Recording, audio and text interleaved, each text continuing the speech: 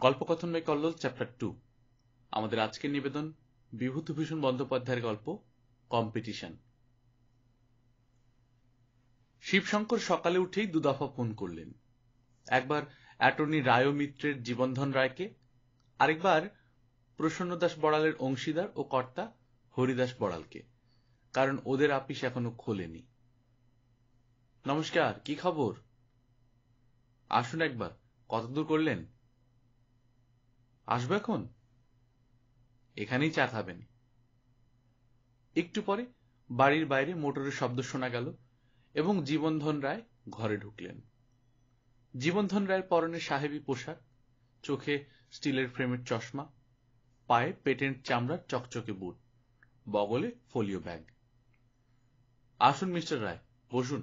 নমস্কার। নমস্কার। ওরে, চা নিয়ে আয়। তারপর? তৈরি? সরজমিন তদারক করবেন না? রেজিস্ট্রি অফিস সার্চের রেজাল্ট কি? ভালো, দাগি মাল নয়, তবে 1.5-এর কমে হবে না। আমাদের 3%। শিবশঙ্কর বাবু হরিশ মুখুর্জি স্ট্রিটে 3 তলা বড় বাড়ি কিনছেন এদের দালালিতে। 1.5 লক্ষ টাকা দাম।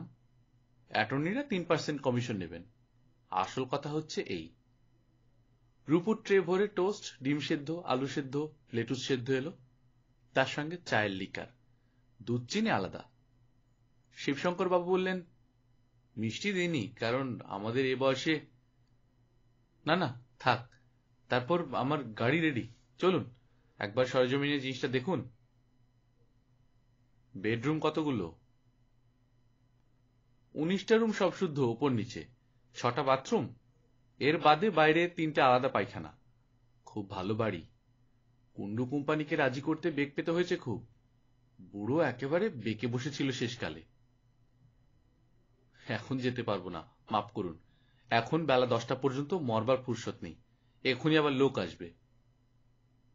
আচ্ছা, উঠি তাহলে। ওবেলা আপিসে ফোন করবেন, এখন ওখান থেকে যাওয়া যাবে। একটু পরে হরিদাস বড়ালকে আবার ফোন করা হলো। নমস্কার, কি খবর? হ্যাঁ, এই তো আধ ঘন্টা আগে। সোনাটার কি হলো? বারের দাম কত বললেন? 3 আনা? হ্যাঁ, আমার চাই কিছু। হ্যাঁ হ্যাঁ। আচ্ছা, আজ? হ্যাঁ। আচ্ছা, আপিসে। সাধারণ লোকে এই কথাবার্তা থেকে বিশেষ কিছু বুঝবে না, কিন্তু প্রায় 50,000 টাকার উপর বড়ালবার নামক বিখ্যাত সুবর্ণের বাট কিনবার পাকাপাকি ব্যবস্থা হয়ে গেল।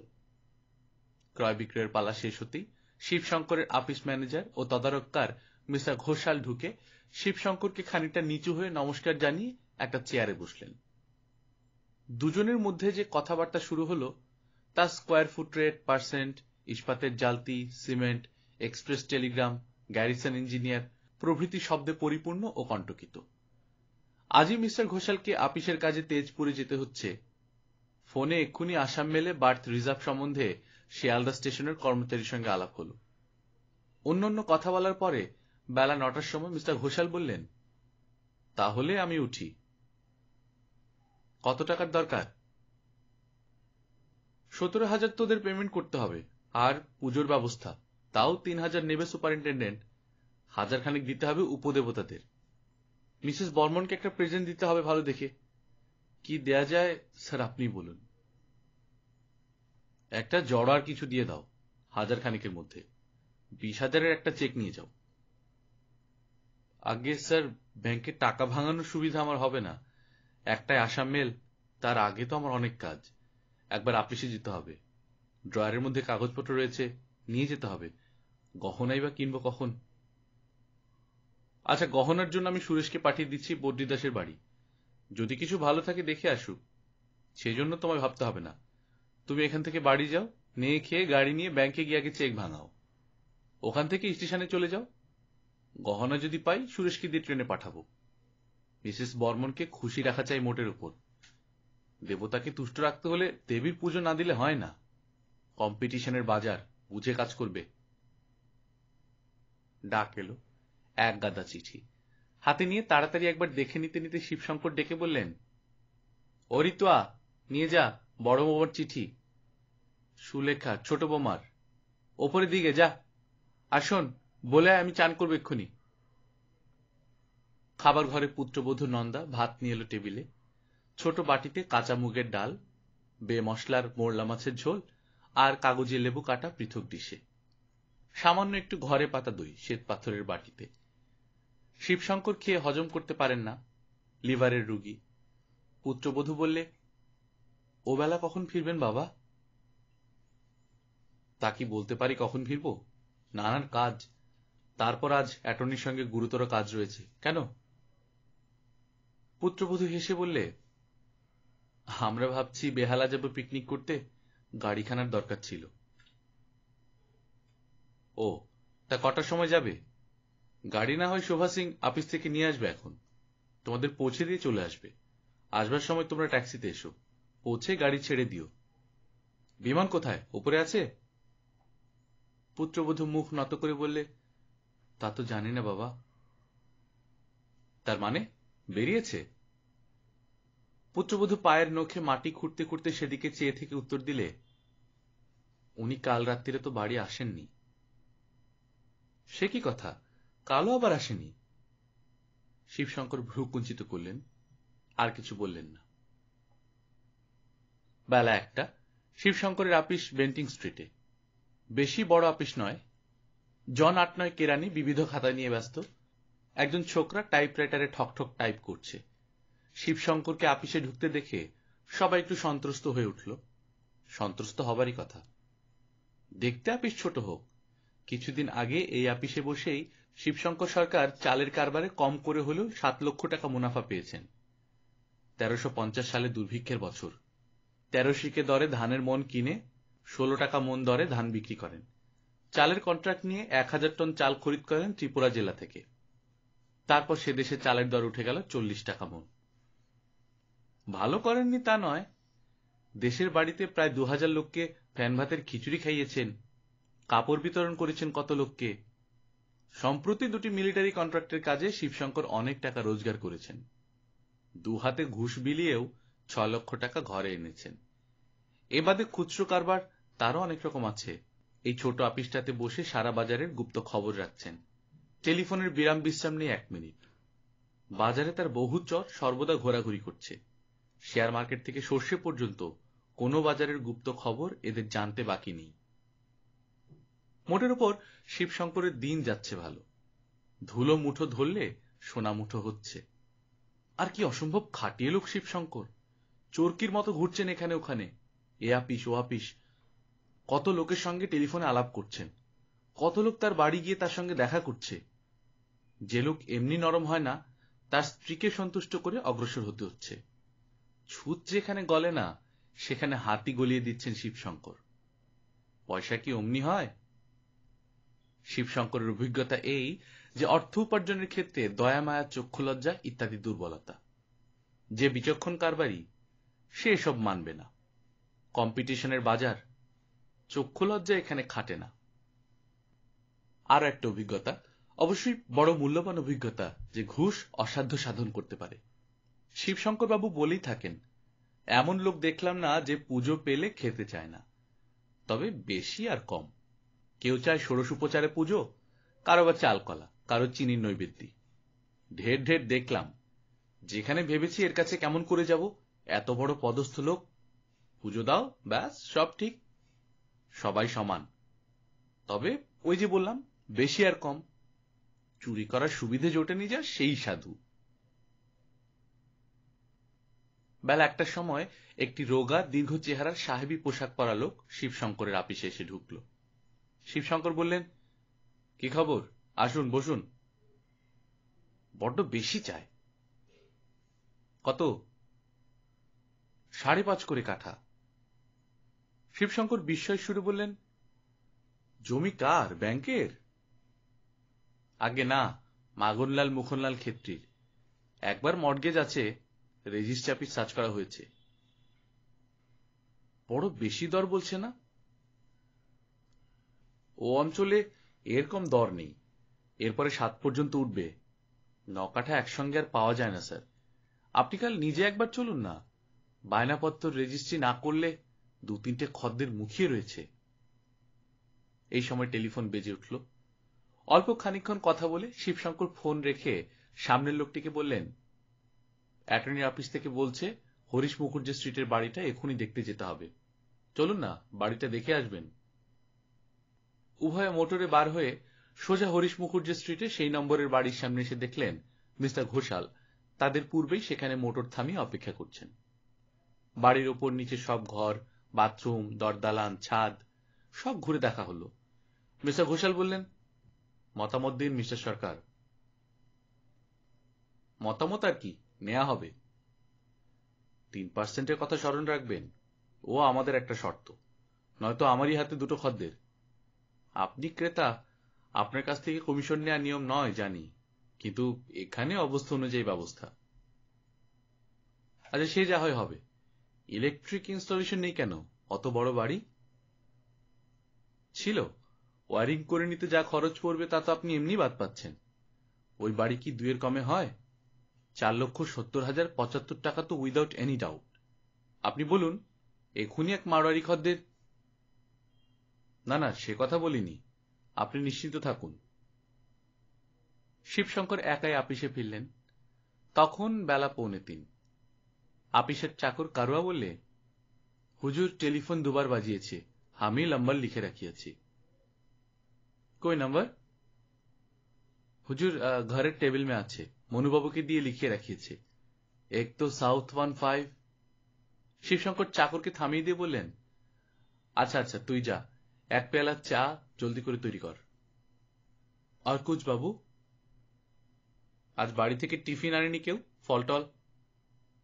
না হুজুর, সরা পচা 2 আপেল হুজুরের টেবিল মে ছিল, ও আমি ফেঁকিয়ে দিয়েছি। ও কালওয়ালা। বেশ করেছিস, যা চা নিয়ে আয়। কারো অনেক দিনের চাকর, আগে শিবশঙ্করের বাড়িতে ছিল, এখন কাজকর্মের সুবিধার জন্য ওকে আপিসে নিজের খাস কামরার চাকর রেখেছেন শিবশঙ্কর। শিবশঙ্কর কি খান না খান, কি তার অভ্যেস, কারোয়া এসব জানে। কারোর আনিত চায়ের পেয়ালাতে চুমুক দিয়ে শিবশঙ্কর বাবু ভাবছিলেন আরো কিছু জমির সন্ধান নিতে হবে। জমি বড় দরকার। এইসব অঞ্চলে বড় বড় প্লটের সন্ধানে আছেন। শিবশঙ্কর কাগজ কলমে ছোট্ট একটু হিসেব করে নিলেন। 1,02,000 টাকার জমি কিনে রাখতে হবে। টালিগঞ্জের দিকে কিছু জমি এখনো আছে, ব্যাংকের জমি কিছু আছে লেক আর ঢাকুরে যাদবপুর অঞ্চলে। টাকা হলে মাটি করো, মস্ত বড় কথা। অত বড় ইনভেস্টমেন্ট নেই টাকার। দালালেরা নানা রকম সন্ধান নিয়ে আসে। তার টেবিলের ড্রয়ারে আছে জমি জমা সংক্রান্ত নানা রকম খবর, দালালদের দেয়া। শিবশঙ্কর বাবু ড্রয়ার খুলে অর্ধ অন্যমনস্কভাবে সেগুলোর উপর চোখ বুলিয়ে যেতে লাগলেন। মেদিনীপুর জেলায় শালের জঙ্গল 120 বিঘে এক প্লটে, ধানের জমি ওই সাথে এক প্লটে 70 বিঘে, মাঝখানে বড় পুকুর। বর্ধমান জেলায় ধানের জমি 90 বিঘে, বনপাস স্টেশনের কাছে। কুমারডি কয়লা খনির 1/3 মালিকানা সত্ত্ব, বড় বাংলো ঘর, ইদারা, ছোট বাগান একত্রে। রানাঘাট টাউনে রেলের নিকট স্টেশন রোডের উপর 2খানা বাড়ি, রেলের ওপারে 22 বিঘে সেগুন বাগান, ইটের ভাটা। যশোর জেলায় মৌজা ধরমপুর ও মৌজা চণ্ডীরামপুর 2টি বড় মৌজা নিলামে উঠেছে। সামনের মাসের 12 তারিখে যশোর সদরে নিলাম হবে।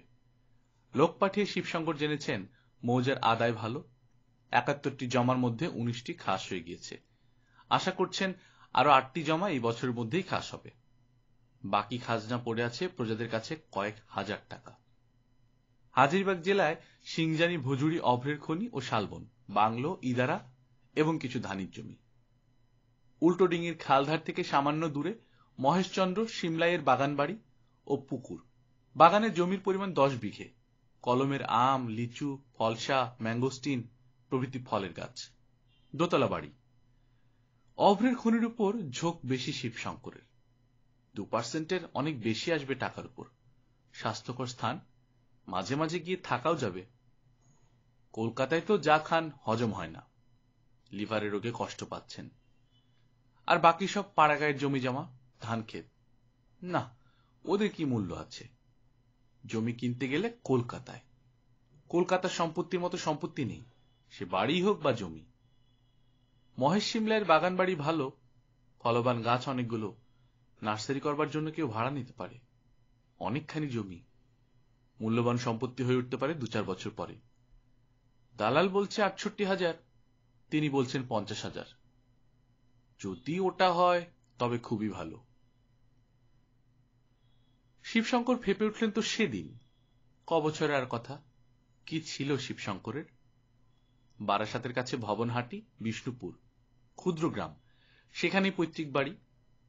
অবশ্য নিতান্ত গরিব ছিলেন না, সেকেলে বড় গৃহস্থ। তবে ইদানিং নামেই ছিল তালপুকুর, ঘটি ডুবত না। নিজের বুদ্ধিতে শিবশঙ্কর সব করেছেন, বীরের মতো করেছেন, বীরের মতোই ভোগ করে যাচ্ছেন। এখনো হয়নি লেক অঞ্চলে বড় একখানা বাড়ি করবার শখ তার, কিন্তু পছন্দসই জমি পাচ্ছেন না। তেজপুরের কাজটা যদি হাতে এসে যায় তবে নির্ঘাত 3 লক্ষ ঘরে আসবে। হিসেব করে দেখা আছে তার। এই বছরের শেষেই টাকাটা হাতে আসতে পারে, যদি বিলের টাকা গভর্নমেন্ট এই বছরই শোধ করে। পুজো দিলে শেষের ব্যবস্থা চটপট হয়ে যাবে। শিবশঙ্করকে কাজ শেখাতে হবে না, ঘুঘু হয়ে বসে আছেন তিনি। অনেস্টি বলে জিনিস নেই এ বাজারে। অনেস্টি একটা মুখের কথা মাত্র। কম্পিটিশনের বাজার, অনেস্টিতে হয় না। টাকা, টাকা চাই, টাকা। দুনিয়াতে টাকা ছাড়া আর কিছু নেই। টাকা যে পথে আসে আসুক, টাকা রোজগারের এই তো সময়। যুদ্ধের বাজারে যে যা করে নিতে পারে। কলকাতার হাওয়ায় টাকা উঠছে, যার বুদ্ধি আছে ধরে নাও। কিছু এখনো রোজগার করা হয়নি, অনেক কিছু বাকি। কেবল একটা ব্যাপার শিবশঙ্করকে বড় চিন্তিত করে তুলেছে। বড় ছেলে বিমান প্রায়ই রাত্রে বাড়ি আসে না। নিজের আলাদা একখানা মোটর কিনেছে। নানা রকম কথা কানে গিয়েছে শিবশঙ্করের। ঠিক বুঝতে পারছেন না তিনি এখনো। বিমান এমন ছিল না। বড় বৌমা প্রায়ই কাঁদেন, সুলেখার মুখে শুনতে পান তিনি। গিন্নি কিছু বলেন না। এই জন্য গিন্নির উপর শিবশঙ্কর সন্তুষ্ট নন। গিন্নির প্রশ্রয় না পেলে বিমান এমন হতে পারত না। যত নির্বোধ নিয়ে হয়েছে তার সংসার। টেলিফোন বেজে উঠে শিবশঙ্করের চিন্তা জাল ছিন্ন করে দিলে। হ্যাঁ, কে? ও আচ্ছা, বেশ, তুমি চলে এসো এখানে, দেরি করো না। একটি শৌখিন বাবু মতো লোক, চোখে সোনা বাঁধানো চশমা, ঘরে ঢুকলো 10 মিনিট পরে। এই লোকটি ঘরে ঢুকবার পর শিবশঙ্কর সতর্ক দৃষ্টিতে ঘরের দরজার দিকে 2-3 বার চাইলেন। লোকটি চাপা গলায় মৃদুস্বরে মিনিট 10 কথা বলে তারপর হঠাৎ স্বাভাবিক সুরে ফিরে এসে বললে, বেশ, যাই তাহলে। বসো বসো। বুঝতে পারলে না? সামলে রাখতে বলি গে, যাই। সিনেমায় আজকাল নাম করে উঠেছে ঠেলে, দেখতে পরমা রূপসী। মৌমাছির ঝাঁক কম নয়, বুঝতে পারলে না? ঠিক 8টাতে। বেলা 6টার পরে শিবশঙ্কর ড্রাইভারকে ডেকে বলে দিলেন, शोभा सिंह, चले जाओ बहला में, बोमादिल ले आओ, हम टैक्सी में जाएंगे, ठीक करे ले आओ, যেন মিলিটারি গাড়ি में ধাক্কা মাত লাগে। আচ্ছা হুজুর, বলে শোভা সিং গাড়ি নিয়ে চলে গেল। সন্ধ্যা পর্যন্ত আপিসে নানান কাজ সেরে 7:30টার সময় শিবশঙ্কর ট্যাক্সি নিয়ে বার হলেন। ভবানীপুরের একটা ছোট্ট গলির মধ্যে গাড়ি ঢুকল। আগের শৌখিন লোকটি বারান্দা থেকে নেমে এসে বললে, এসো ভাইয়া, এসো, চা খাবে না? আর এখন চা নয়, চলো। এখনো দেরি আছে, আমি কাপড় পরিনি, আসছি। দুজনে আবার গাড়ি নিয়ে চললেন। বেলতলা রোডের পার্কের কাছাকাছি একটা বাড়ির সামনে এসে গাড়ি দাঁড়ালো। দুজনে সিঁড়ি বেয়ে উপরে উঠতে লাগলেন।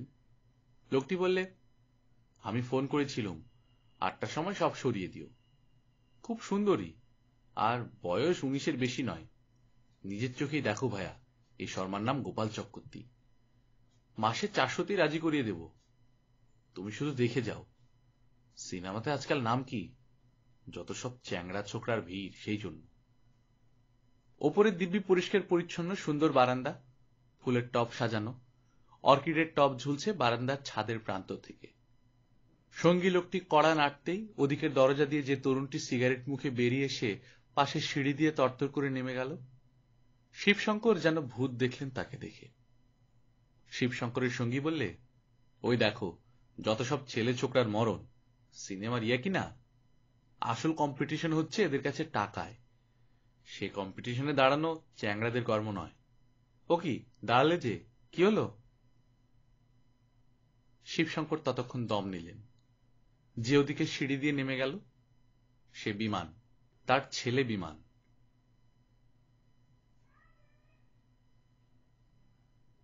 শুনছিলেন বিভূতিভূষণের গল্প কম্পিটিশন।